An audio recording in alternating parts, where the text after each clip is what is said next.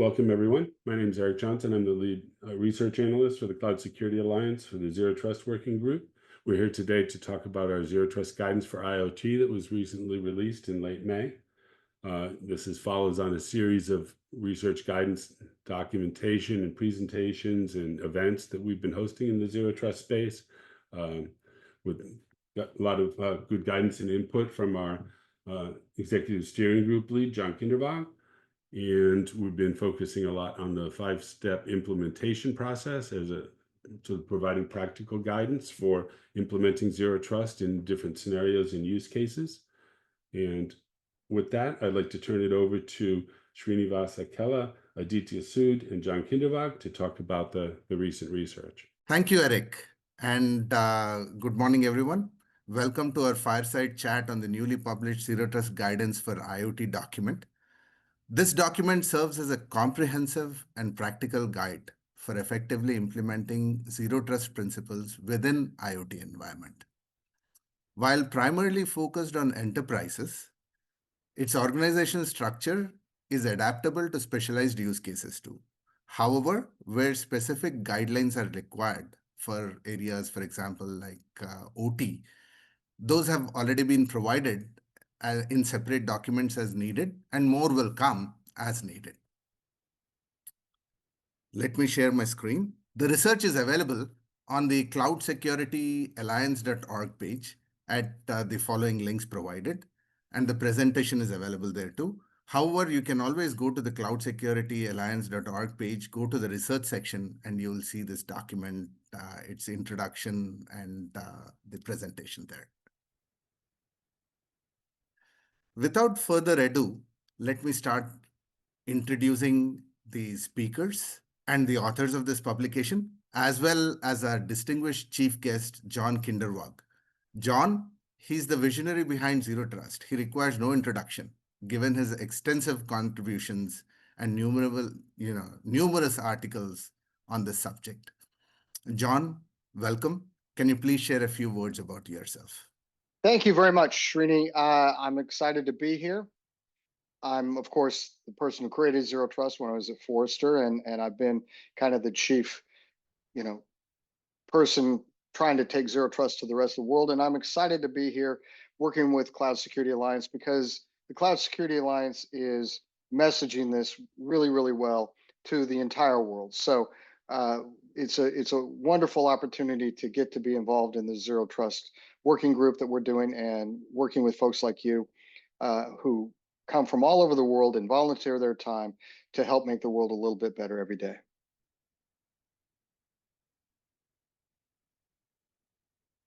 Thank you, John. And welcome to the Fireside Chat. And we're really looking forward to discuss this subject with you and get your opinions and share it with the audience. The lead authors of these publications are Dr. Aditya K. Sood, who's here, and myself. Aditya, would you like to say a few words about yourself? Thanks, Srini, and I think it's been great to be here talking and sharing this platform through the Fireside Chat with people like John Kindervag, Eric, the people who are leading the great efforts at the CSA. So brief background on mine. I've been in this industry for the last 20 years and written a couple of interesting books, contributing regularly to the IEEE journals, academia, and everything. But in a short, I love security. I've been doing it for a long period of time, and I think I got this chance to work closely with such a fantastic people at CSA to get through this IoT, and of course with you as well. I hope we have contributed pretty good to this paper, and this is what we're going to talk through the course of this discussion. Thanks, Aditya. And finally, a small introduction about myself. My name is Srinivas Akella. I've been in the security industry for around 15, 20 years now, worked on the cloud security space, vulnerability analysis, logging, a lot of different areas. My recent last 7 years to 8 years have been on IoT security. I founded a small company called WoodCloud, which finally got acquired by Netscope. And that's where I'm currently. And, we've built this 8 to 9 years of experience working on the IoT environments and IoT security in general.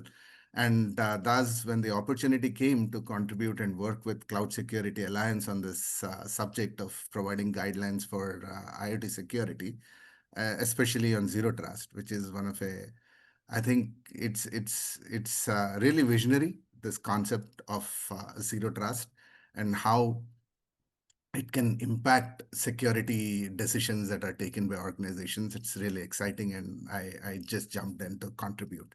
And thanks, John, for for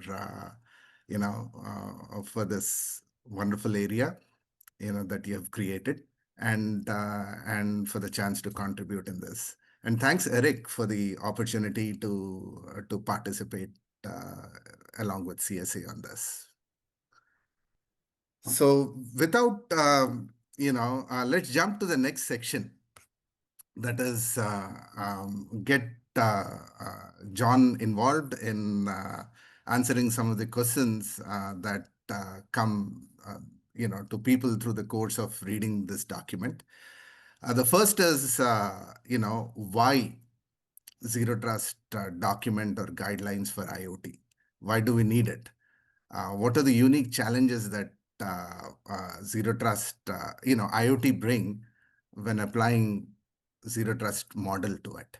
John, would you like to share your thoughts on this? Well, zero trust is about protecting things, right? And so we try to protect what are known as DAS elements, data, applications, assets, or services.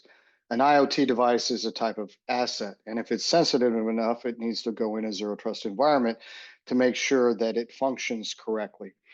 We have a particular problem with the IoT space because, as you know, there's not a lot of things we can do to a lot of IoT sorts of devices. We can't usually put an endpoint control on them like a laptop. They might be very, very sensitive. They might be controlling a power grid, for example. There's a lot of convergence or overlapping between IoT, SCADA, OT. That whole thing, they're trying to determine, is that exactly an OT device or is that an IoT device? And it's a little hard to tell, but a lot of IoT devices, they only have BIOS, for example. They don't have an operating system. That's changing somewhat as we're seeing newer things come out that has some sort of a Linux embedded operating system, and some older stuff that has embedded Windows in it, but that's even scarier. So we have to figure out how to protect it, and we protect it by putting it into a protect surface and then putting the right controls around it that have the right policy to make sure only the right users have the right access at the right time. And that's what we're trying to do, because there's been some significant things that have happened. I myself have been involved in a number of IoT zero trust projects. One of them was a major deployment of smart meters, which is the biggest oxymoron that I've heard in a long time, because smart meters are really dumb. They do very little. They're not smart. And what they do is they connect a power grid so that you can make some controls to it, but they don't do it in a smart way. They do it in a really dumb way.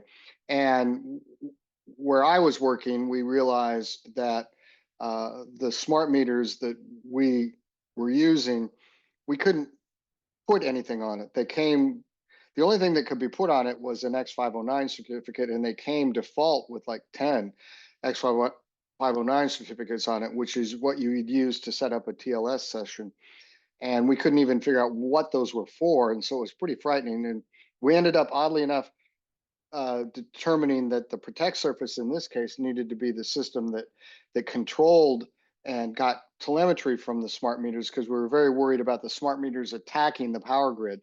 And this is very similar to the Mirai botnet. This happened before the Mirai botnet, but probably the biggest thing where we've ever seen a takeover of IoT devices to do something malicious is the Mirai botnet, where a whole bunch of various types of IoT devices got taken over and got used to send a very massive distributed denial of service attack against lots of different folks. So sometimes it's not that you're protecting the IoT device because if the IoT device goes down, you're in trouble. It's more that somebody else is going to use it for a malicious purpose. And so these are lots of the concerns that people have.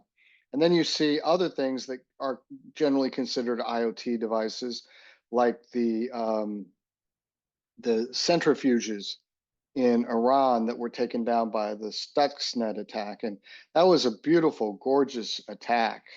And the fact that it was successful was amazing.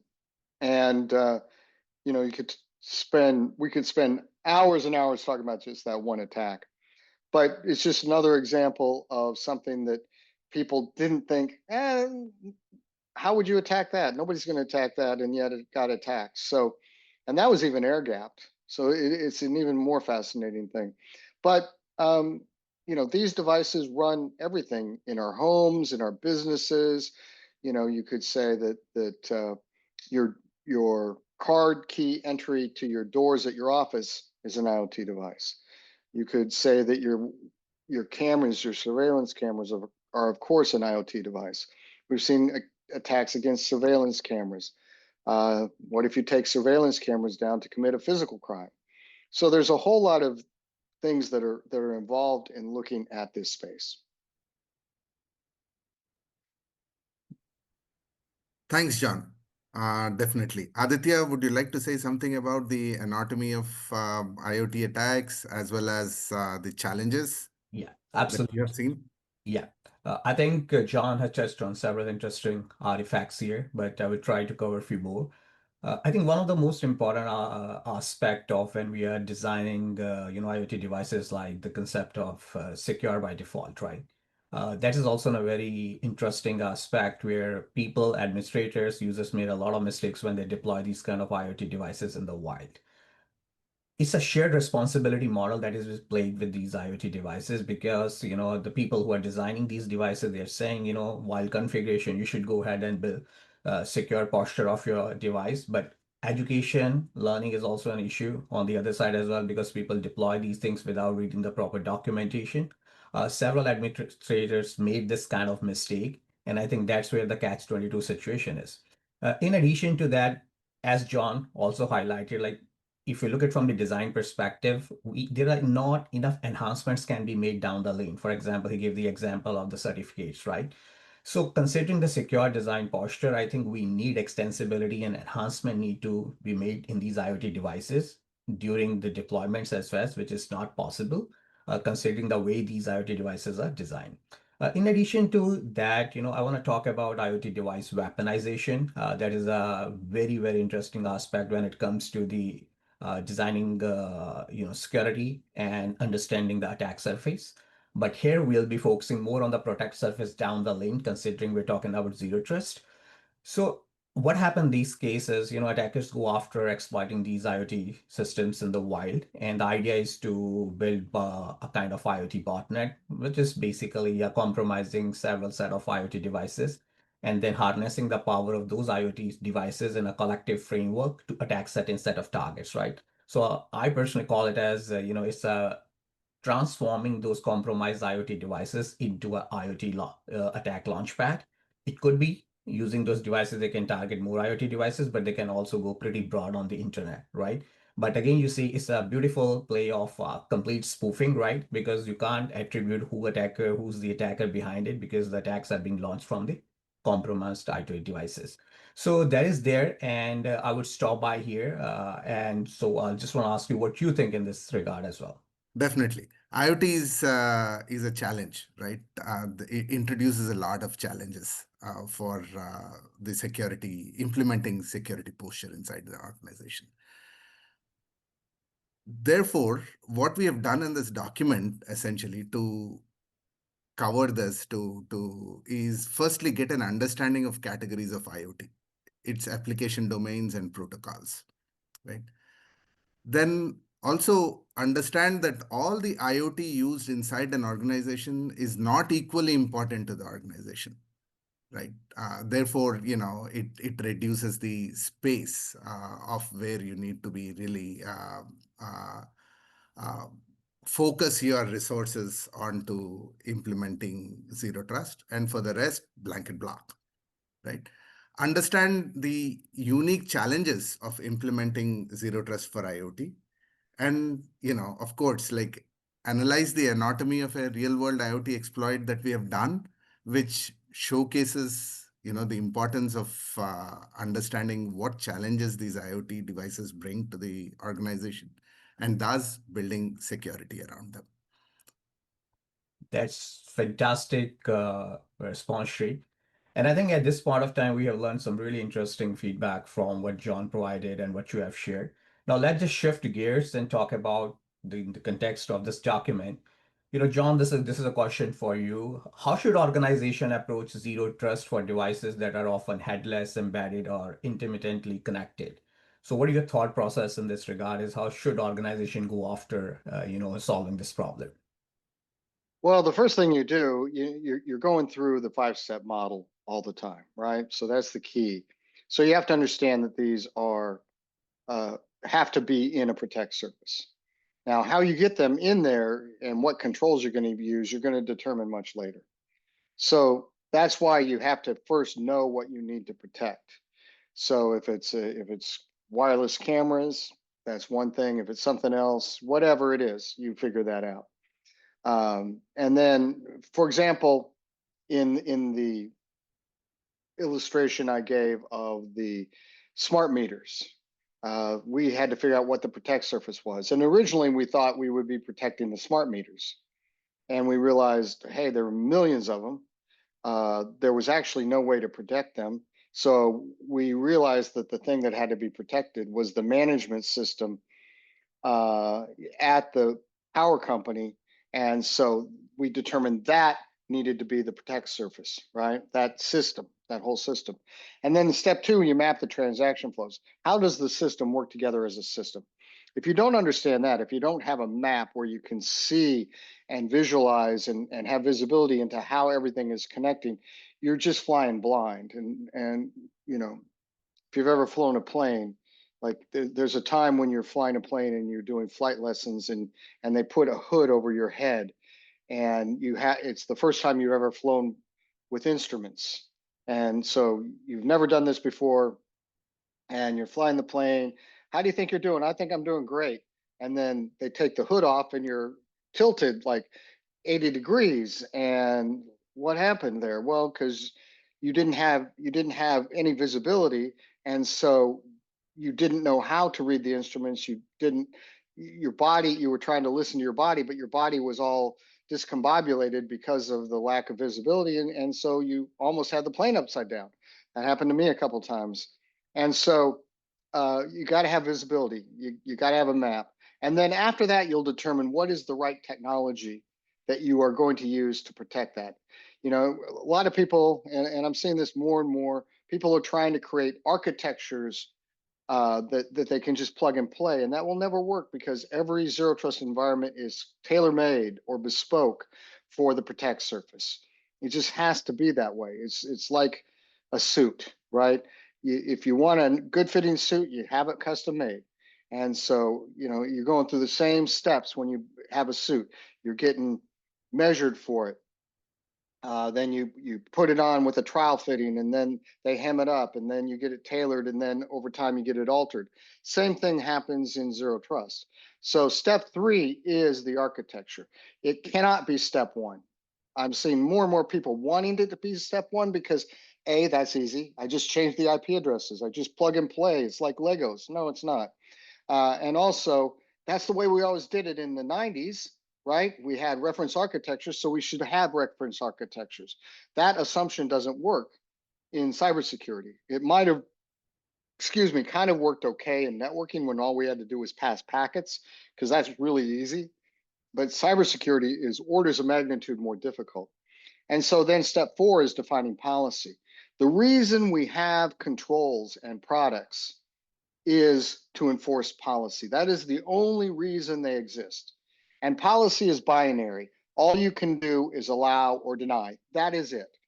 And so in zero trust, we do the opposite of what we've always done in the past, which was allow everything and try to play whack-a-mole, right? You guys ever played whack-a-mole, that game at the amusement park? Did you win? No, you didn't. It's impossible to win at whack-a-mole. No one wins at whack-a-mole. And so what we do is we start with a deny all and then just turn on the few rules that need to happen in order for the system to work. And you find that that's many fewer rules than you thought, right?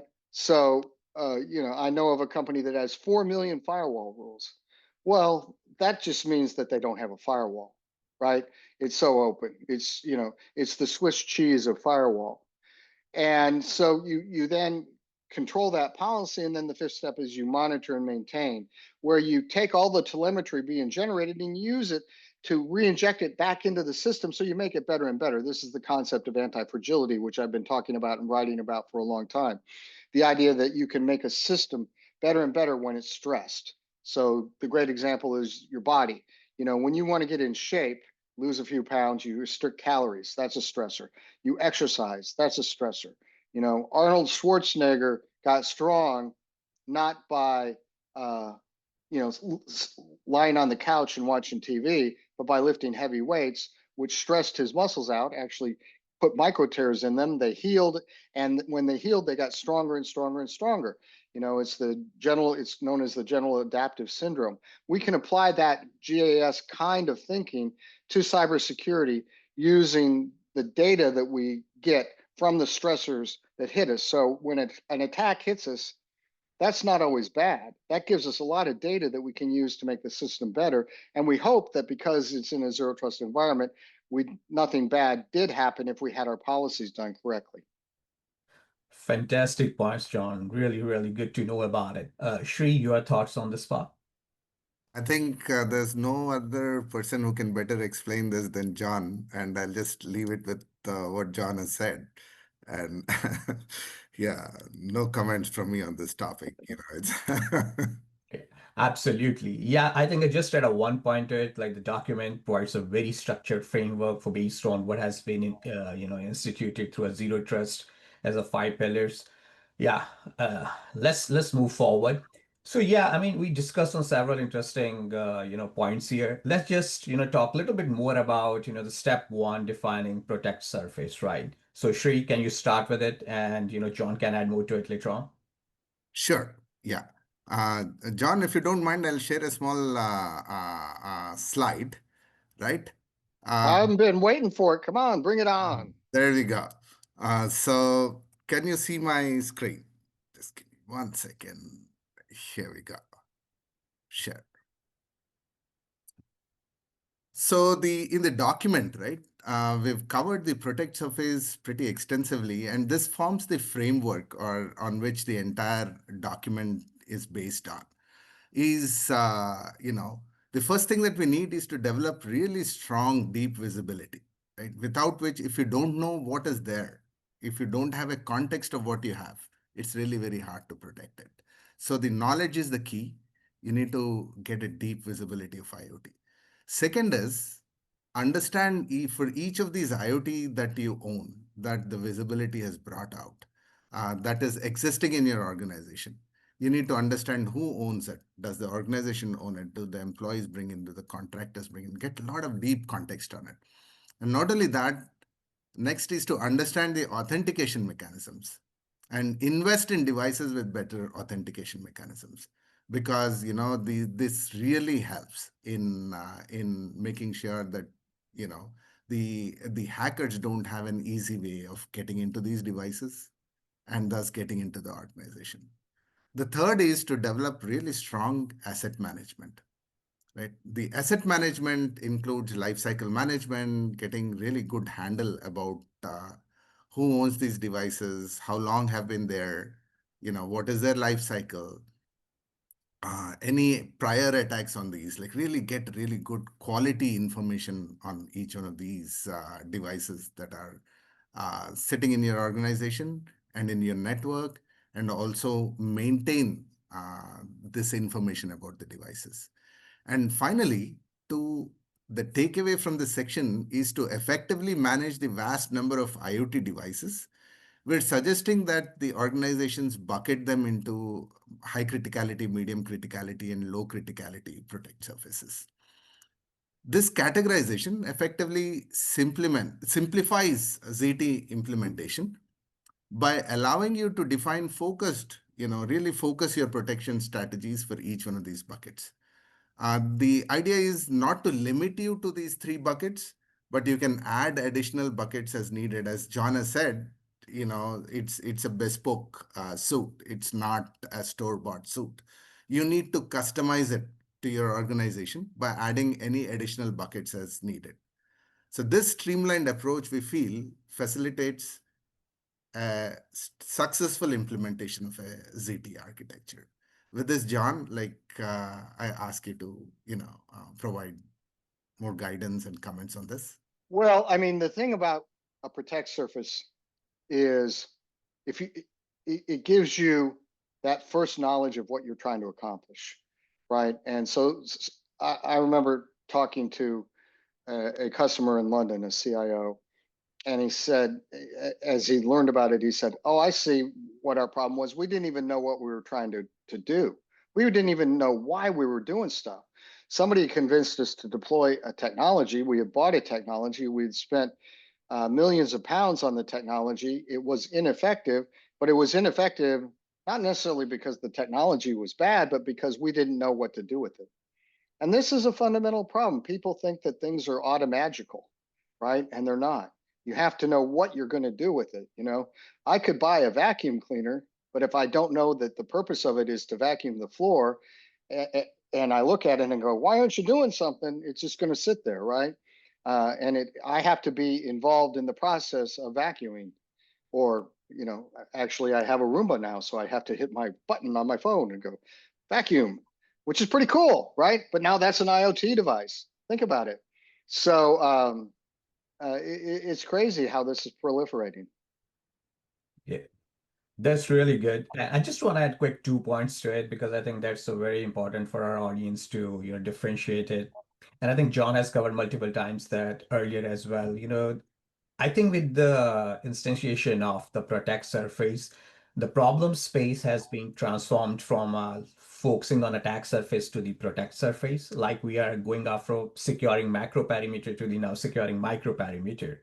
The reason for that is because now we are focusing on a critical assets and building hardline baselines based on that and ensuring that we protect those critical assets based on our DAS elements, data, application assets, and services.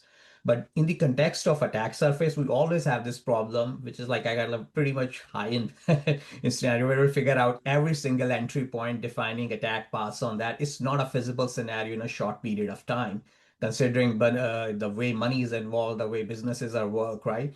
It doesn't mean that concept is not valuable, but I think with this protect surface, we have transformed that into a very strong posture play here. And I think that's a pretty interesting part for me as well. And, focusing more building security, utilizing this concept.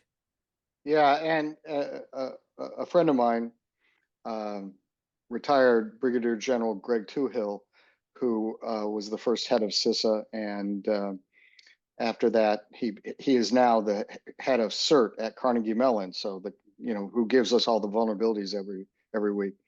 And he likes to reference Frederick the Great, the Prussian emperor or Prussian king, who had a concept that if you try to protect everything, you protect nothing, right? I mean, there's too much stuff. So if you look at the history of trying to protect everything, you end up seeing that those enemies are very easy to defeat. And that's one of the reasons we, as an enemy of the cyber criminal, because look at it, we think of them as the bad guy and they think of us as the bad guys, right?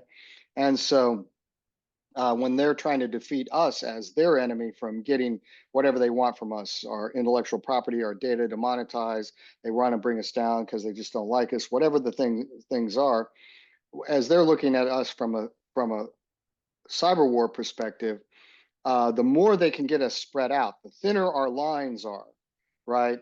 And the less security and defensive posture we have about the important things, the better off they're going to be, right?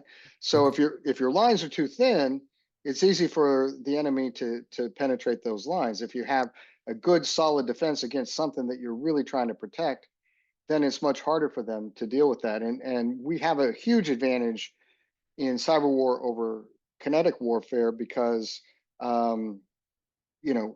we could have the attackers roving around our network all day long, but if they can't get access to the critical data and systems and assets, then they can't really do us any harm. You know, there can be some electrons and photons roaming around, but they're just kind of there. They're just the background radiation of our network. That's absolutely right, John. And that's how the document is organized, is to build your criticality buckets. And once you build your criticality buckets, you will know how to focus your resources to come up with a very effective implementation. So now that those criticality buckets are built, the protect surfaces are defined, then we go into the next step, which is really important, that is mapping of transactions, right? Getting an understanding of how we need to map transactions for each one of these devices to get an understanding of what exactly they do, how exactly they live and perform inside the environment that they're being used in, who touches them, what are the users, like really map everything out and then redo the protect surfaces, right? Essentially, it's not like it's not a flow going all the way down, step 1 to 2, 3, 4. But as you look at more information, as you go down the lower steps, you need to go back and see the previous step, whether you've covered everything correct and if there are any adjustments needed to your protect surfaces. And with that, we come into discussing mapping transactions. And Yeah, I've got a little anecdote on how that came about, yeah, right? Because early on, I was lucky in that most people thought I was insane. And so no one was doing zero trust except me. And I was working on a point of sale system for a global restaurant chain. And in the middle of the night during the project, somebody took out a server and it brought down all the point of sale systems worldwide, like 4,000 restaurants. And when he was asked, why'd you take that server out? The answer was because it was old. And then he said, it's all zero trust fault. It's this zero trust project. And he wasn't even involved in it. And the CIO was at least smart enough to go, no. It's because you didn't know what was going on and what that thing did, but neither did we. We didn't know what was involved in the point of sale system. And there was nobody around who had been around when it was built. So there was no institutional knowledge and there was no documentation. So we didn't know how the system worked. And that's when I started putting flow mapping in so that I could see how everything was connected. So I would have known, had I done that, I would have known that this server was a polling server that grabbed overnight data from restaurants in other parts of the world and then pushed them in the morning to the settlement database for the credit card transaction because it wasn't real time back then. And so, but I didn't know that, and it was a great learning experience. And I've always been really thankful that that happened to me and not to everybody else who was just doing it for the first time, and I could document it and put it in there. But if you think about other systems that we do, like I just had to help my son-in-law fix his washing machine. Well, we just downloaded the schematic and the repair manual from the internet because somebody had documented exactly how it was built, and they had realized what were the common problems, and they had fixes for it. And so you could, 15 minutes later, we had fixed a very sophisticated machine, which is a dishwasher. It's surprisingly sophisticated when you look inside there. But we don't do that in our business, do we? We don't document it the way manufacturers document a car or an airplane or a dishwasher. And that's probably not good because the systems that we're building, we are building a thing, right? We're building the digital equivalent of a car or a dishwasher or an airplane, and we don't document it. We just do it, and then it works, and then we kind of don't know why it works, right? So that's an interesting thing to just chew on a little bit, is why don't we have these very detailed manuals about how our systems work? And I know everybody's going to say it's too dynamic, but I would think in the modern age we could dynamically update that information too. But we don't have CMDBs. We don't have all these things that we say we should have. So that's a fundamental issue, I suspect. What do you guys think? I think, John, you touched on the right topic, and I would just want to share some interesting story as well. And we were about to conduct penetration testing for some critical services and the software. And the person that's asking question was pretty new, and he said, like, why we really need to go for it? What should be the thing? And the first thing is, my response was very simple, guys, go read the documentation. Because at the end of the day, the documentation actually going to embolden you to understand what exactly the critical components are, right? Without getting that, interesting information about the internals of those systems, there's no way you can conduct interesting testing, right? And people forget about it. Like basics are the hardest part to conquer, but these are the important ones that we need to stick to. So I just completely in line with you what you just said, and I can map to several stories that, uh, in addition, what you just said on that earlier story on IoT, I have seen that in like e-commerce players. You go to their, shops and stuff like that, and when they're actually fetching a lot of updates from the back end, the kiosk is not entitled to manage, and or maybe has some issues with processing that data. Exception handlers are triggered and data leakage happen right in front of the screen, right? So this is the kind of things we are seeing and dealing as a big problem of IoT these days. Just in a quick 30 seconds, I want to touch on the concept of authorization boundary in the context of what you just mentioned on a flow mapping, right? Because the concept of looking into the boundaries that are authorized for specific set of assets in the system are very important, because that actually gives you a lot of clarity about how different assets in the system are interacting, right? Whether the data is flowing out of the boundary, coming in the boundary, and how exactly that is happening. So I feel that these concepts like flow mapping, authorization, boundaries, and asset management, they are all entangled together one or the other way. And when we really need to give it a bigger picture, defining zero trust standards, we also need to look into it, which exactly what you have defined in mapping transaction as well. So Shri, your thoughts on it? One final point is, as we do the transaction mapping, as I mentioned, right, we get to understand how all these components, all these devices, all the systems are working with each other. So suddenly we might realize that, hey, this particular POS is talking to a server or a printer which has been put in much lower criticality bucket. Its protect surface is not correct. It needs to be elevated, because anyone getting an access into this printer is now able to access this high criticality device or this POS device, right? So what it finally lets us do is to review what we have decided when in the first step of protect surfaces, and see if we have done something wrong, if something needs to be improved, something needs to be changed, and correct it before we start architecting, right? And that's why this step is really important. And it also lets us understand if our prior protect surface step has been defined correctly. Perfect. I think we're touching on some really, really interesting topics. There's a great learning here. Now let's move on to the next step of building architecture, right? Which is the most important part as well, because you have set up the guideline standards and what you need to build on the top of it. So, John, what are your thoughts about that? When we go for building architecture, what kind of things we need to look into overall? Well, I always start by looking at the flow map, and the flow map will tell me where I need to put the controls. And then it will also tell me, based upon the protocols that I see in the flow map, what kind of controls I need. And additionally, the location of the protect surface will tell me what kind of controls I need.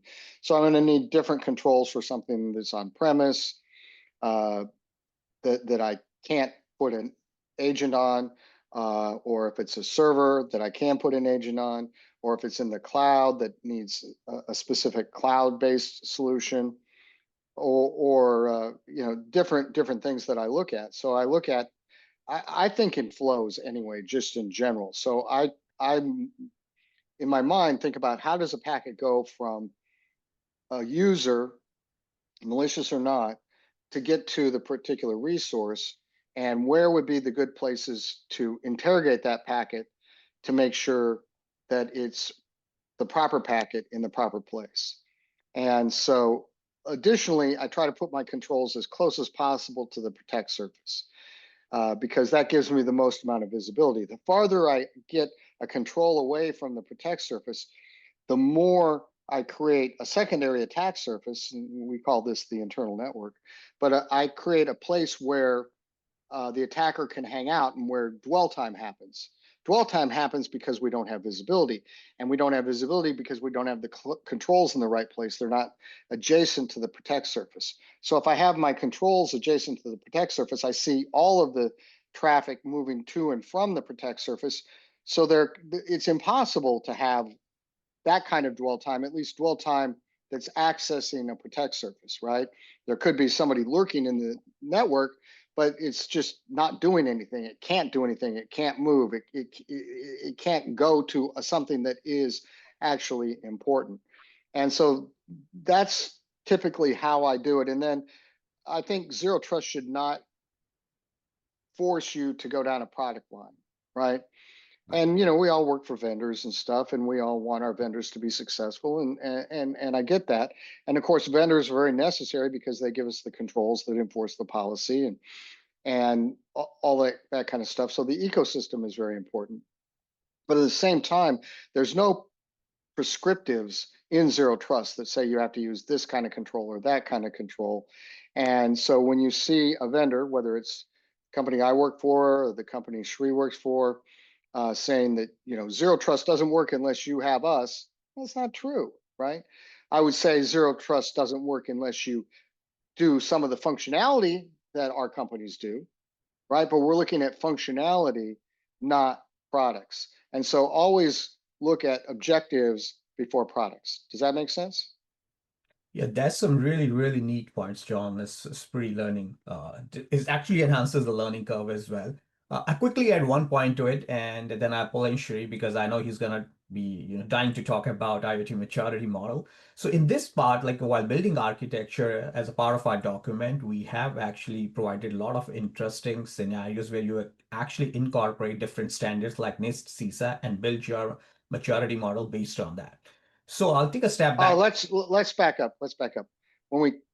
Let's pick that up again, if you don't mind, and Sure. then and say instead of different standards, let's say different guidances. Okay. Because they're actually not standards. There are no standards for cybersecurity. Even ISO and IEEE will not be able to build a standard, right? Standards are the sole domain of IETF, and they're only about protocols for interoperability. So people call them standards, they're guidance. You can do them, you cannot do them. That's your choice. And unless there's a law that says you can do it, like FISMA says you have to do what NIST and CISA say. M2209 says here's what you have to do.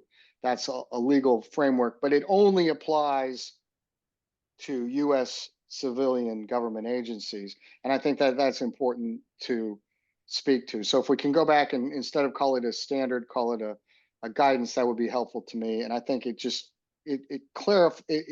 correct, first of all, and then it clarifies people, because I don't want people to think I have to do this isn't working for me, but it's a standard, so I have to do it that way. And what you need to be successful in cybersecurity is the freedom to do the thing that works for you. Yeah. So yeah, that's a pretty interesting points, John. And I just want to add a quick points to it as well. Considering while building architecture, the document states that you can design in such a way that you can incorporate the knowledge from different standards provided by NIST and CISA as well. And that actually helps you to enhance while building your architecture based on the guidelines we have provided earlier. So I know, Shri, you have been really interested in talking about IoT maturity model. Will you add more to it? Sure. So here you go. I'll start by sharing a slide.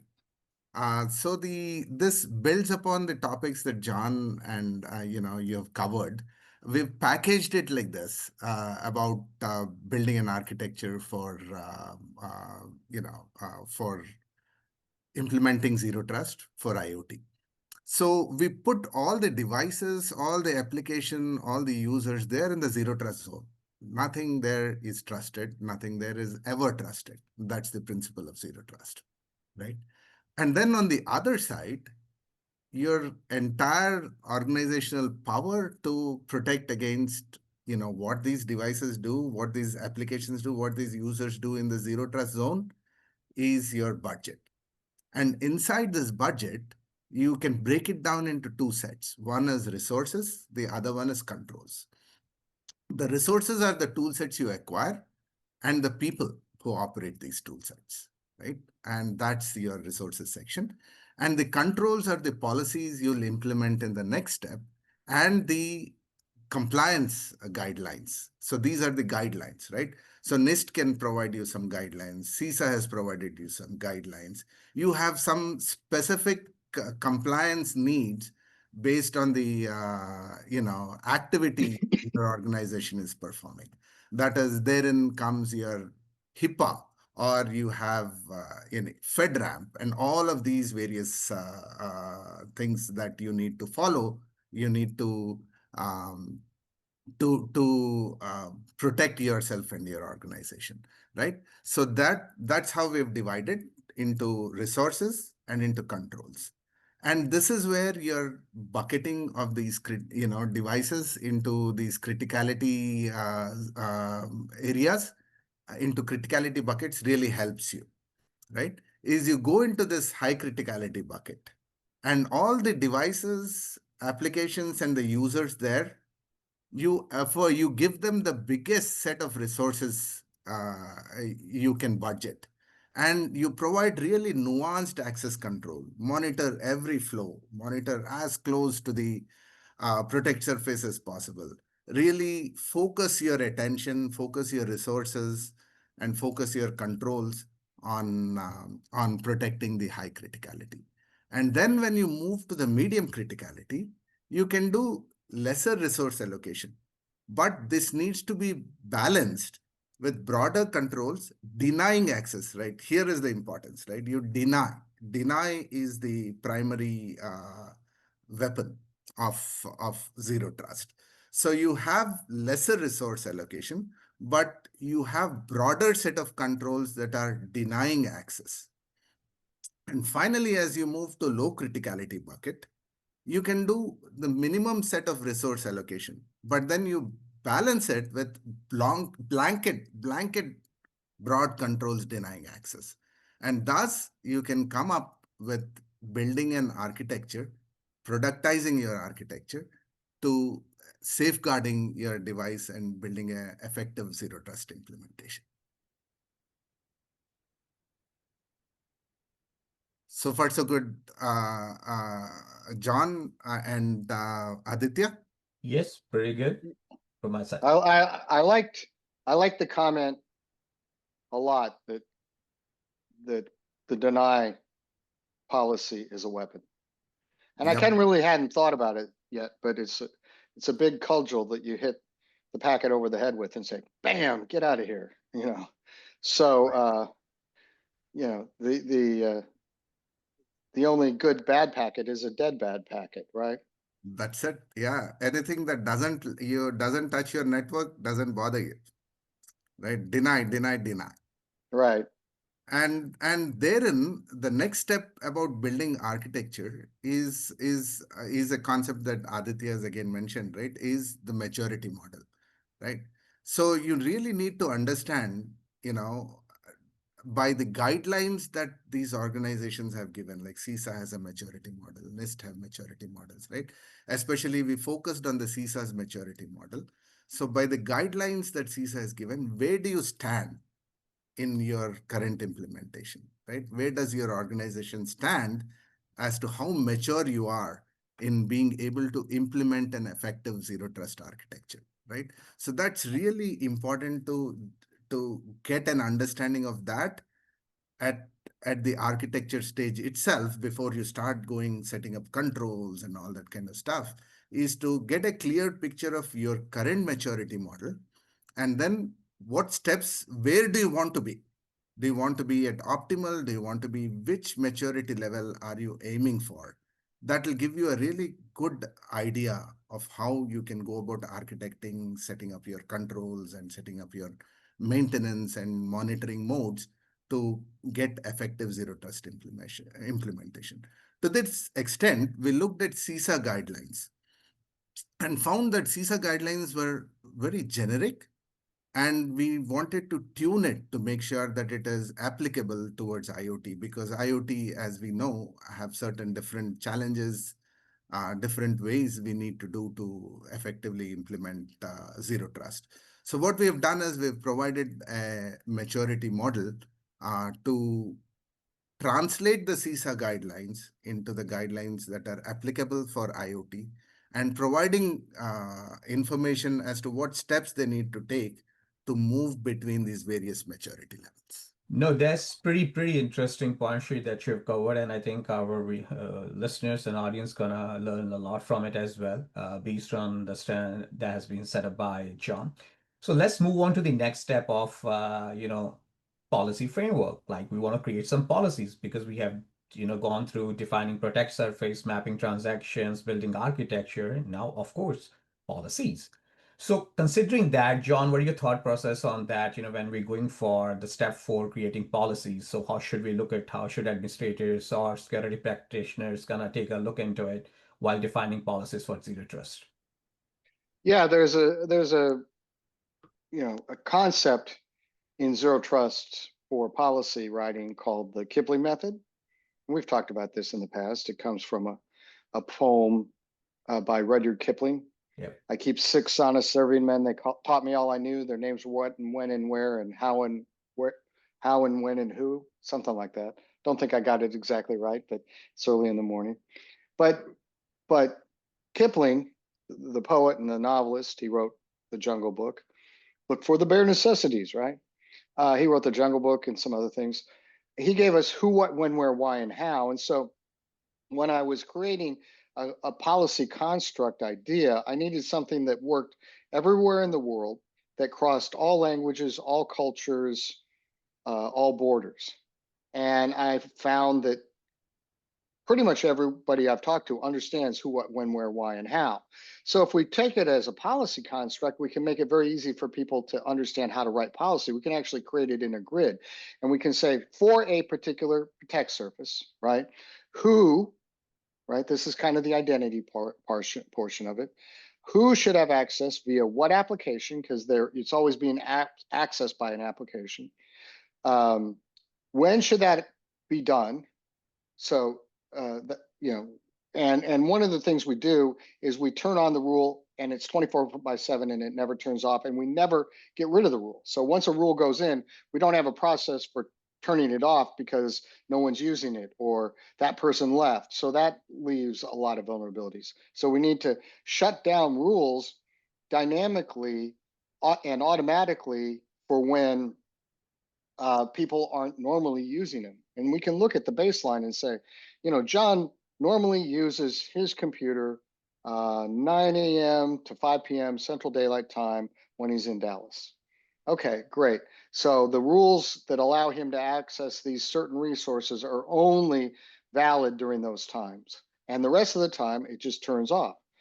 And we can absolutely do that. That is absolutely possible. So that's the when statement. And then where is the location of the protect surface? So we have who, what, when, where, why. Now, this is something that is very underused. Why are we doing this? And that's a good question that we always ask. There's a famous book, First Ask Why, or the first question is why. I can't remember. I'm even blanking on the name of the writer, but it's a great book. But it's about asking why, and we don't often ask this. But why are we doing this? And so this is where we can inject a bunch of metadata into the packet that we can then look at using analytical tools later on. So we'll put in, say I'm creating a point of sale system like I did years ago. That point of sale system, I'm going to put in I'm going to put in a metadata that tells me that it uses that it contains PCI data, right? But it also has user information, so it has PII data. And then because of the region I'm in, it might fall under GDPR, and it might also fall under CCPA. And so I can start to inject a bunch of different metadata. I can, there's all kinds of things that we can inject into the system, and then that can be pulled out of the packet through an analytics tool, I guess is how you would say it. to analyze things and have more context about what's going on so that we can make a better decision with all these signals, because everything is just a signal, right? So our identity information, the fact that there was a log on, then there was a multi-factor, and then there's some UEBA or whatever it is, those are all signals that we're looking at. And we should never make a allow rule decision based upon just a single signal, right? So this is why identity doesn't work, because it's a single signal, right? So you're saying, oh, because John could authenticate, give him access to everything. That doesn't work. That's how Snowden and Manning happened, right? Nobody looked at the packets post-authentication. So authentication is just a single signal. It is consumed in policy and zero trust. Identity is consumed in policy and zero trust. But there's a whole lot of other signals we need to look at. And the richer our signals are, the more we can have context, the more we can analyze them, especially in the age of AI, which is going to allow us to do deeper analysis much faster. And then we can make a policy decision to either allow or do nothing. And by doing nothing, it's an automatic deny, right? So we don't have to tell it to deny because there's already a deny. All we have to do is, should we allow this or not, right? It's a bit like, you know, a long time ago when you would go to a club, right? I'm too old. I'm barely young enough that I can remember trying to get into a club. But there were some here in Dallas. There were some, you know, fairly exclusive clubs, and sometimes you would go and you'd get denied, and sometimes you knew somebody and you get in, right? And that was the decision. You're either getting in or you're not. Automatically, you're not getting in unless you know the doorman or you're with somebody, and that's kind of how zero trust works. You know, it's also a fancy private club. Yeah, that's really good, John. Some of the really I feel some really surreal points that you are making here, and I just had one from my side as well, based on what John you just said. Like in our document, we have introduced PDPs and PEPs kind of layout, like policy decision points and policy enforcement points, and where, as you said, like a policy constructs can be used to actually design the policies that can work across uniform different verticals, cross domains, the way we want it to be. But like you implement kind of, I feel like you apply a one policy, it work for a longer period of time all across, so that you don't have to worry with the complexity of changing policy versions and all that. That's pretty good. So Shane, you want to add something more to it and your thought processes? Yeah. Finally, the one thing that we also covered in the document, right, as a final step is to document everything.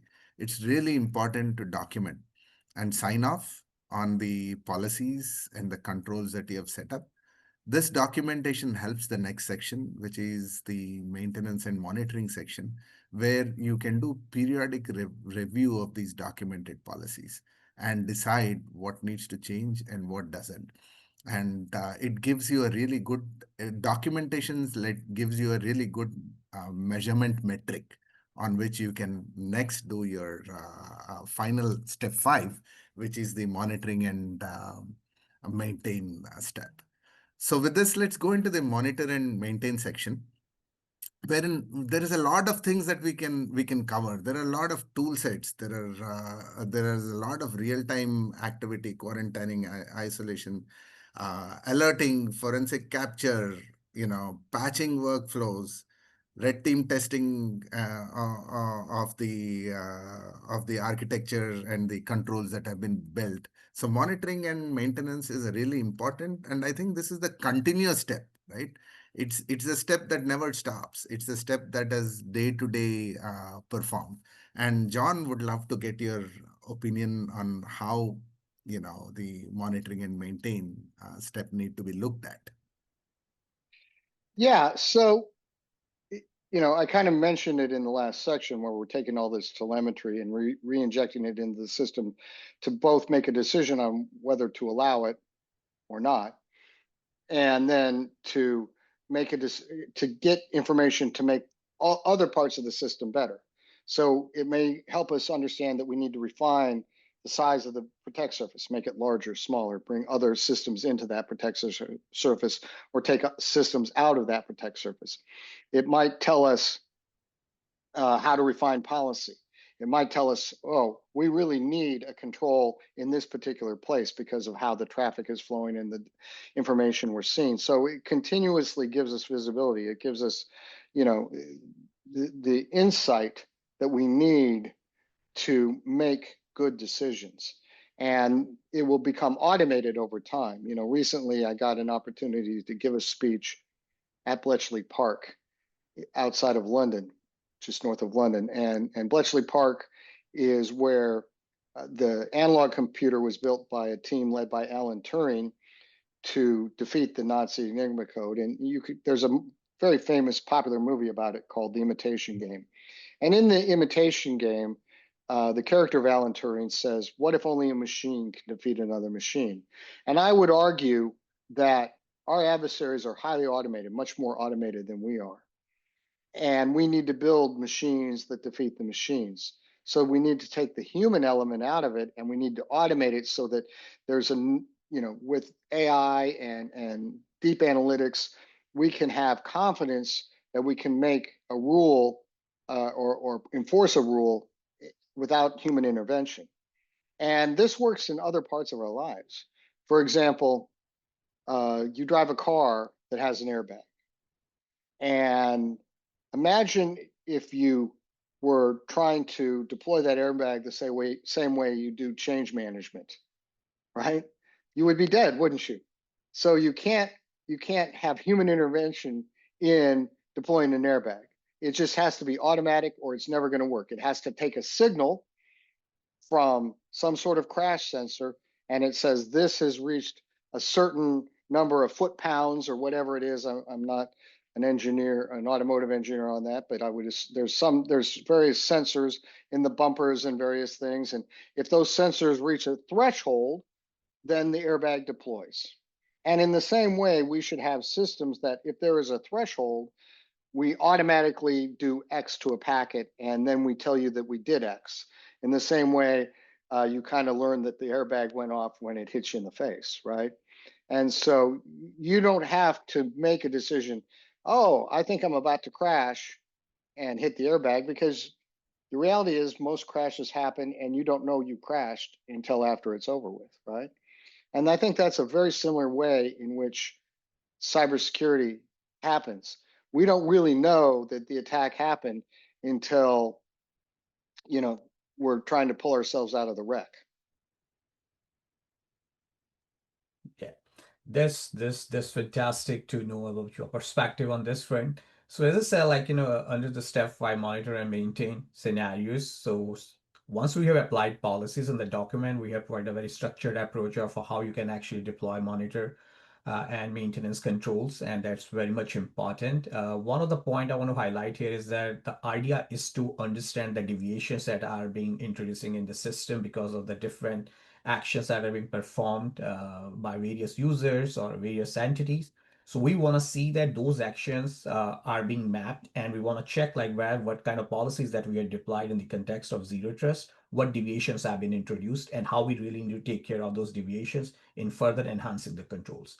So I'll take a step back, and sure, you want to add more to it? I think another important point, remember, we had a good conversation about is, hey, we should mention the red teaming activities. Essentially, what is not normally done is testing architecture and controls against known malware. Right. Very few organizations have seen actually go ahead and test how their architecture and their controls work against known current malware, old malware that exists, and samples of which are available. So not testing against malware, I think, is one of the important steps that many organizations miss out. And we pointed that out in the document. John, what do you think about that? I think this is really important, right? How do you know, unless you really test against real world samples, that your architecture and your controls work? Right. But the thing is, I'm a former penetration tester. So you could always be successful in a penetration test because we could say, we got in. Here, I grabbed a banner off your router, but it wasn't useful. It didn't give useful data, right? And so what you're testing is Right. Can I get access to the protect surface? Correct. And I'll give you a good example of one that happened. I was at a university. I did a session with this gentleman years ago, probably the first one that ever got pen tested. And the test was get into this protect surface. And he started with the outside. Okay, I can't get in from the outside. I just can't figure out how to get in. And the pen tester was pretty frustrated. Okay, I need a domain credential to do this pen test. Sure, you can have a domain credential. So he gets into the domain credential, gets the domain credential. So he's inside the network. He's not testing from the outside. He's testing from the inside. And he still can't get into the protect surface. Why? Because the CISO hadn't assigned a policy to that domain credential, right? And so it doesn't move. And the pen tester said to the CISO, what are you trying to do? Make me look bad? And the CISO said, yes, I am. That's the whole goal, right? But he assumed as soon as I get a domain credential, I'm going to get to go everywhere because that's just what happens. Yep. As soon as you have a credential, you get to go everywhere. That's correct. And he proved the point that you can have a credential. It is not the getting to the credential that is the important thing. It's what does the credential allow the holder of that credential to do in the system. And that's what you have to pen test. So pen testing is going to have to change. It's not just can I get in and give you stacks and stacks of paper that you can't do anything with. It's can I get in? Are the policies granular enough that I as an unauthorized user cannot get into that protect service? And this, I think, is very critical to test for organizations as a part of their maintenance and monitor routine. Is this testing aspect? But as you say, John, it needs to be focused on protect surfaces, not generally, pen test, the way it is done now. Yeah. So just add one quick point to it, as what John mentioned, and you also cover, Sri. Like it's not possible in a given period of time to test every single entry point and execute on the attack path, right? It's just not possible or a viable scenario. And that's why the beauty of this concept of protect surface resides in there, because we have shrink that total bigger problem into a smaller set, much more effective in nature as well. So I think I'll round this up, John, now that we have discussed around these 5 zero trust implementation. Yeah, the 5, right? The big 5. I want us to spend a little time on manufacturing and OEM guidance. Right. As we know, legacy IoT, it's pretty bad. I mean, security, forget about afterthought. It's not even a thought. Right. Many of these legacy devices, they bundle in, let's say they're building over Linux, right? The device would have telnet, SSH, it would have web services, it would have packages in it which you can launch like really complex web attacks. Why? It's not needed. This is just supposed to be a lighting device or something, or a conferencing room device, for example, right? So what is it that we need to offer as a guidance for manufacturing and OEM? Where does this need to go? How does this need to be tackled? Wow, and that's such a difficult thing to answer because there's kind of not the will to do better security in these devices. I used to do a lot of wireless in hospitals, and one of the banes of my existence was morphine infusion pumps, or just infusion pumps for any drug infusion pumps. And they all connected wirelessly. And, at the time, the only thing they would support was WEP, wired equivalency protocol, which is no security at all. It's meant to be the security of a wire, right? And so I went to some of the manufacturers and said, we need you to support WPA2. And then they looked into it and they said, yeah, well, we could do it. We'd have to add a chip. That'd cost 25 cents a device. Oh, great. So you're going to do it? Oh, heck no, we're not going to do it. What do you mean it's only 25 cents? Yeah, but that's 25 cents times 4 million that we sell every year. How are we going to get that back? Well, maybe you charge an extra 30 cents for it. I don't know. But no, we don't care about that. That's was what they actually said. We don't care about that, right? So instead of dealing with this, if we look back to Dick Cheney, the former vice president, he had a wireless pacemaker. They removed his wireless pacemaker and replaced it with one that didn't have wireless capability because they didn't want there to be an assassination of him by hacking his pacemaker, which was conceptual. They had already done the test and they knew that it was possible. Or one time I was sitting on a plane next to a guy who had invented the first chip that could be implanted in a brain to control a prosthetic arm. And he was showing me the surgeries, showing me how it worked. He was so proud of this chip. And it was a remarkable technology. It controlled what was known as the Luke arm, which was built by the guy who created the Segway. And at the time, in the current ones, it had an umbilical to a computer that then could send another set of wires to the arm. So it was pretty cumbersome and it wasn't particularly portable. But he pointed out in this new version, they were going to use the wire from a cochlear implant, which is used for people to have an implant for hearing.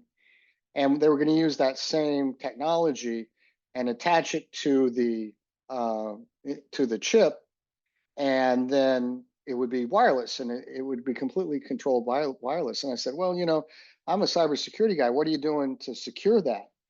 And suddenly all of the blood drained from his face. It was the most amazing thing. And he had his laptop open where he was showing me a presentation and all this stuff, and he slowly closed it. And then he looked at me and said, that never occurred to me. But if somebody hacked into this chip, they could paralyze or kill the patient. He says, I'm going to have to think about that because I never, ever once thought about it.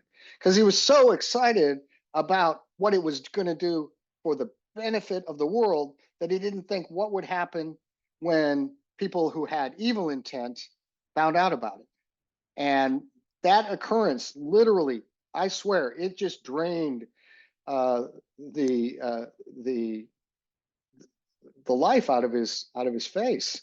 And we had been having a very vibrant, engaging conversation before that, and I really ruined the mood, let me tell you, because we didn't talk the rest of the flight. That's pretty interesting, John. Some really good stories here and a lot of learning. So I just want to add a quick point on that, like manufacturing and OEM guidelines. I believe that at the end of the day, of course, we need documentation, but I think if they can release some sort of like enforcement guidelines with that as well from security point of view, that will add a value. See, we are dealing this problem with the sticky IoT devices that are there for a long period of time. When security was okay, they talk about it, but nobody cares much about it because people want to deploy those IoT devices. But now we are entering into the world of greenfield where new technologies, new integrations are there, and the new IoT devices are built, right? We are living into the world of drones right now, the different stuff, right? And the integration that are happening at a bigger scale. So there is some enhancement that are been going on there, but I think we have to balance it out with the existing IoT infrastructure and the one that we are looking forward to it. So that's my 2 cents here. Yeah. Thanks, John. Thanks, Aditya. It's been a great conversation. I think we're at the top of the hour. Thank you for this wonderful conversation. And thanks for CSA. Thanks to CSA for providing this opportunity. We hope this fireside chat has provided valuable insights into this document and into zero trust guidance for IoT. We do believe strongly that this guidance will be very useful in helping organizations secure their IoT ecosystems effectively. We encourage the viewers to explore the publication further and reach out with any questions and feedback. We really love proactive engagement, and that is vital as we collectively work together, right? The concept is we are collectively working together a more secure IoT landscape. And thank you very much. It's been a pleasure, as usual, John, talking to you. It's amazing. Thank you so much for having me. Appreciate it. Thanks, everyone. Great. Thanks, Aditya.